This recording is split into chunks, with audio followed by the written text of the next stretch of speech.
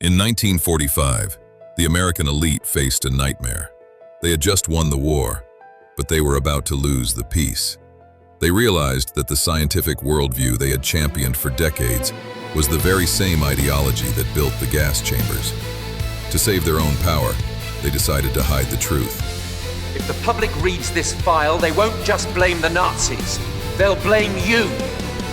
To understand the cover-up, you have to understand who was covering it up. They were the knowledge class, the academics, journalists, and scientists who had spent decades fighting a secular revolution to overthrow the Protestant establishment in America. By the 1930s, they had largely succeeded.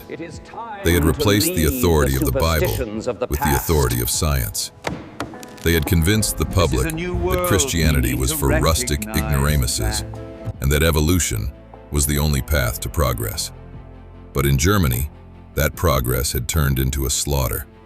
The Nazis didn't hate science. They loved it. They called their movement applied biology. They believed they were weeding out those they considered unfit to improve the human race. An idea they learned not just from German philosophers, but from American eugenicists. One man, William Jennings Bryan, had warned America that this survival of the fittest mentality would lead to mass murder. But the secular media destroyed him at the Scopes trial. Now, in 1945, the knowledge class realized Bryan had been right all along. Darwinism does lead to genocide. If Americans made the connection between their textbooks and the death camps, the secular revolution would collapse. They needed a way out. They needed a firewall. It was a brilliant trick. By reviving the label social Darwinism in 1944, they created a scapegoat. They taught the world that the Nazis had hijacked good science, when in reality, the Nazis were simply following the scientific consensus of their day. How do we save evolution since it permeates the Holocaust? We call it social Darwinism. We say it was a perversion to save the theory. Once the narrative was set, the cover-up began in earnest. At Nuremberg, prosecutors rigged the trials. They focused on monsters like Dr. Mengele, but deliberately ignored the medical profession as a whole to protect the reputation of science.